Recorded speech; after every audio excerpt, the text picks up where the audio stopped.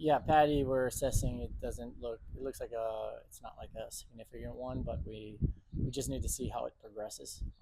It's progressing faster than we had originally anticipated. So hopefully he'll be back sooner rather than later. And then Irving is feeling better. He's back on the grass, working with the ball already. So that's a really good first step. Unfortunately, we have after this game we have this CBA break, right? Mandatory break.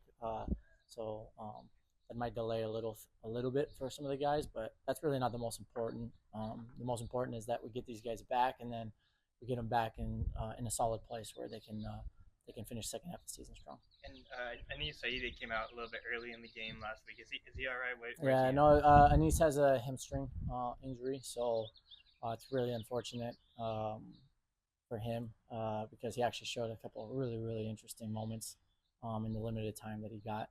But he'll be out for a little bit. Again, nothing significant, but it will be moderate at the very least. And when you have a young player like that, how do you help with their trying to get back from injury and keep them on the right track?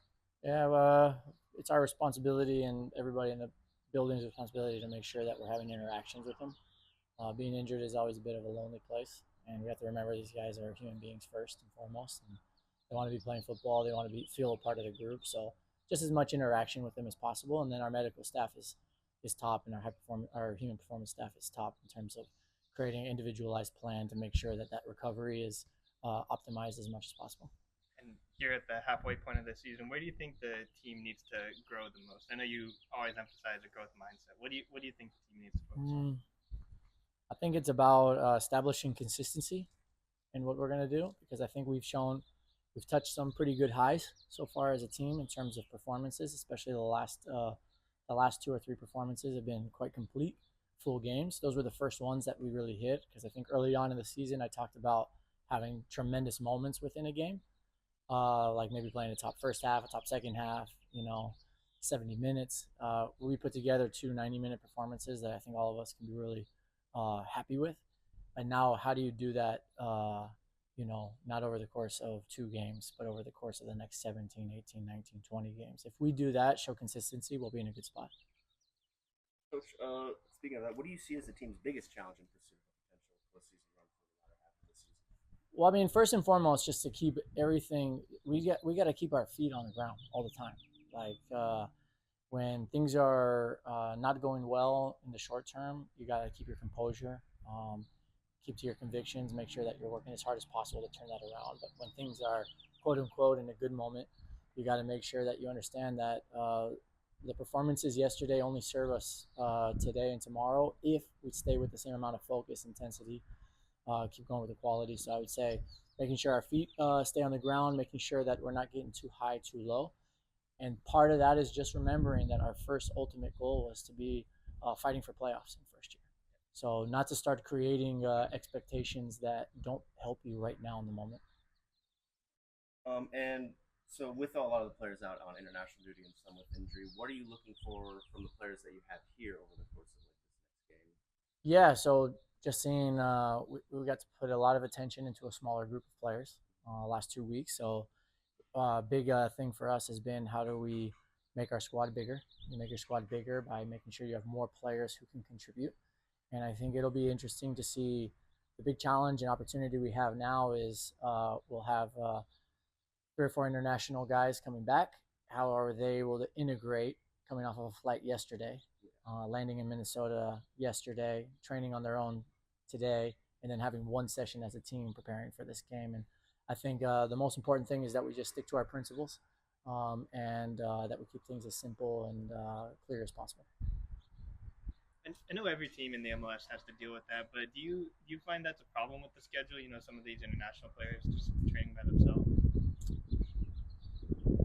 It was the right thing to do because all of them are coming from Europe. So for them to fly to San Diego, arrive yesterday, they would have arrived at 11:30 midnight or 11:30 p.m. last yesterday or midnight this morning, and then get back on the flight the next day would have been the wrong thing for them. So we're also in a unique. There's probably a couple of clubs in our unique circumstances too when this international break comes off of followed up by an away game where the distance is pretty big. But no complaints because it is what it is, and our job is to make sure that we put our players in the best position to be able to handle it.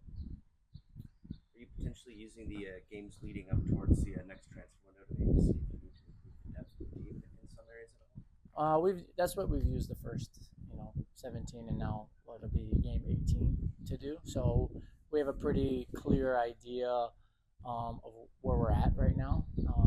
The transfer market is so dynamic though. It's not worth saying this or this is going to happen because you end up eating your words. But we feel pretty clear about where we're at, what our strengths are, where we might need more depth, and what some of our individual guys might need for the next step in their development as well.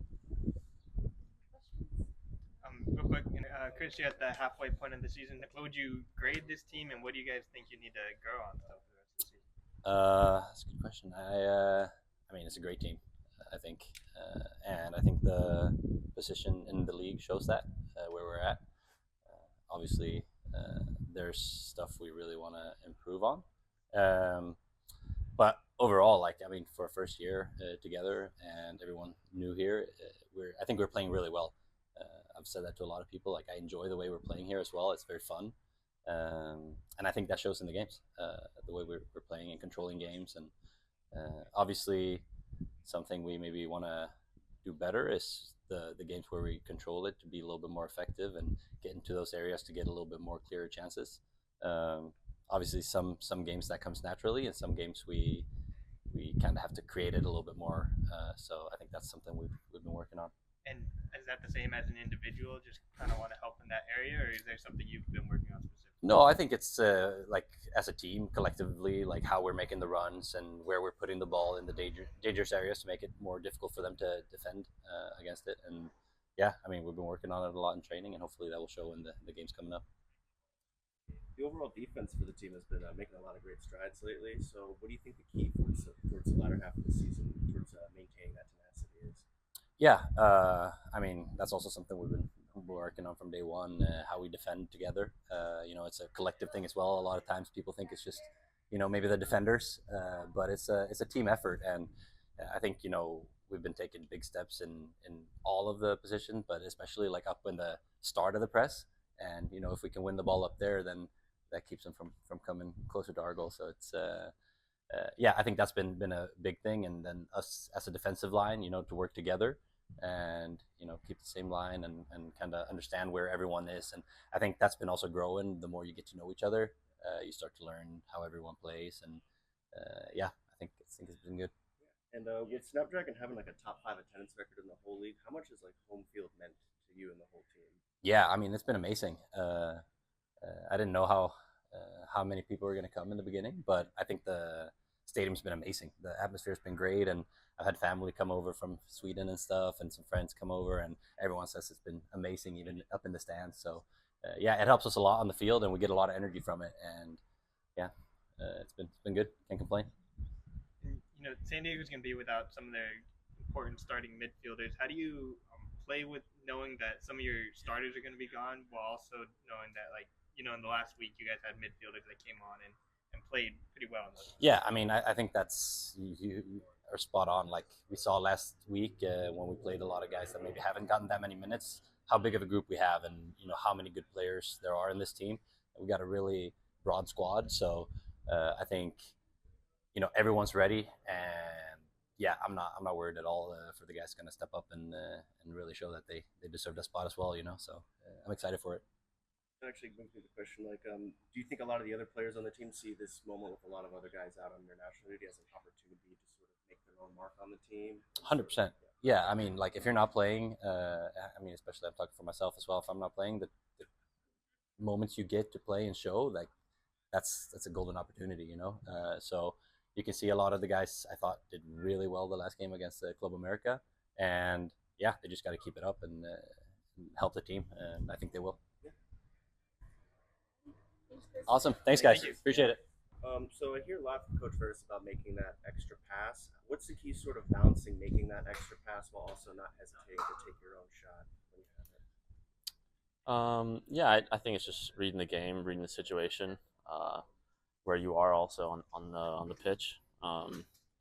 I agree. I think you have to make the right decision, and I try to always make the best decision for the team. And a lot of times that's using someone to kind of help yourself get off a shot, but also yeah, making the extra pass when there's the space and the time to. So yeah, I completely agree. I think it's our job as attacking players not just to score, but to help our teammates also to set each other up.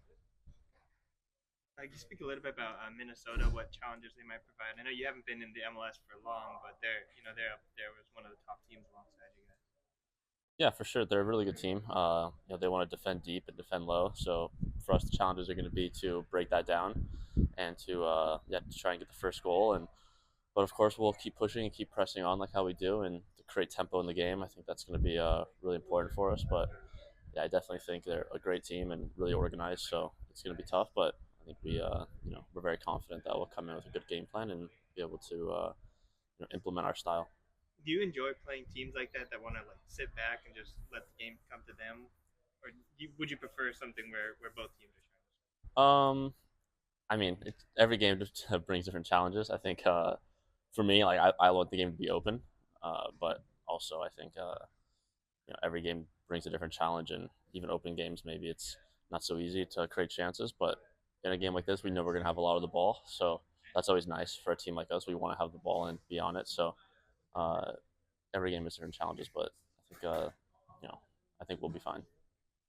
Ask Chris this, but do you think with a lot of the starters out on international duty, for do you and other players see this as an opportunity with 4 minutes on the field to sort of make your mark on the team? Of course, yeah. I mean, anyone who's not playing a ton of minutes, they want to show themselves. As much as this is a team sport, and it 100% is, it's also we're all professional. We're all competing to play and to get a contract or show that we belong on the field. So any chance that you can step on the field, if it's a friendly or real matches like these coming up, it's a big opportunity for everyone to show themselves a bit more. You talk about getting a contract. Is that still something that's on your mind right now, or are you completely focused on the game? Yeah, I mean, I'm focused on the game coming up on Saturday. All that stuff I think will take care of itself. For me, of course, on my time here could be up pretty quickly. So, of course, it's in the back of my head, and we'll see what happens with the staff and and me. But for right now, it's just focus on Saturday and trying to help the team as much as I can.